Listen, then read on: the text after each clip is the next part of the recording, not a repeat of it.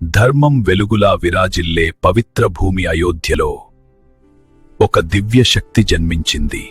రాజకుమారుడు, యోధుడు, ధర్మానికి ప్రతీక. ఆయనే శ్రీరాముడు. చిన్నప్పటినుంచే రాముడు ధర్మ మార్గంలో నడిచాడు.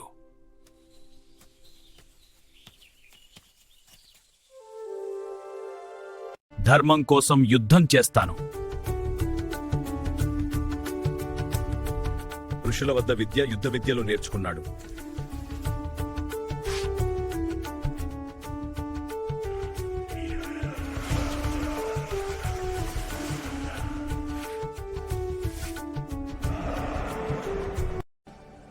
మిథిలా నగరంలో జరిగిన స్వయంవరంలో ఎవరూ ఎత్తలేని శుధనస్సును రాముడు సులభంగా విరిచాడు.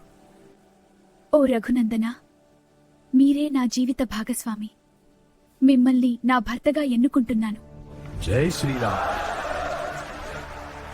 దివ్యమైన సీతారాముల కళ్యాణం లోకానికి ఆదర్శంగా నిలిచింది.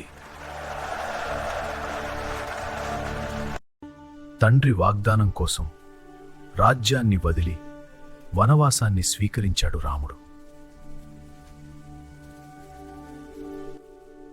అన్నా, సీత, ఈ అడవిలోకి వెళ్లడం మన త్యాగానికి కొత్త ఉపయుక్తత ఉంది. త్యాగం అంటే కోల్పోవడం కాదు, ప్రేమ కోసం, ధర్మం కోసం ఇవ్వడం. అయితే అధర్మం తన నీడ చూపింది. లంకాధిపతి రావణుడు సీతమ్మను అపహరించాడు.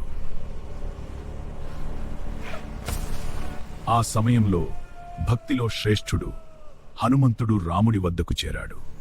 జై శ్రీరామ్! స్వాగతం హనుమ. రాముడి నామం జపిస్తూ హనుమంతుడు లంకను అగ్నిజ్వాలలతో కప్పేశాడు.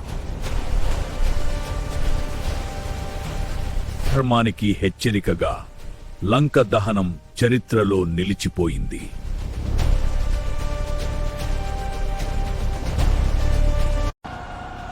ధర్మం అధర్మం మధ్య యుద్ధం ప్రారంభమైంది. ధైర్యం, సత్యం, న్యాయంతో రాముడు రావణుడిని సంహరించాడు.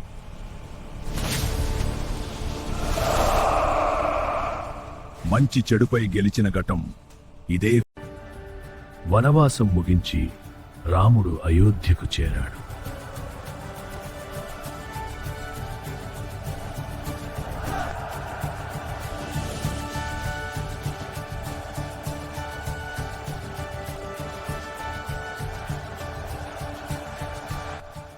శాంతి, న్యాయం, సుఖ సంతోషాల యుగం.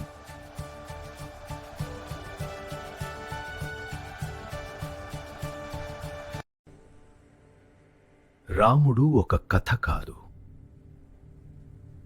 ఒక మార్గదర్శి.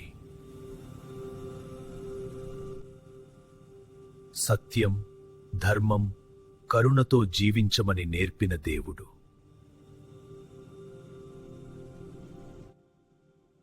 ధర్మం ఎప్పుడూ గెలుస్తుందని గుర్తు చేస్తాడు.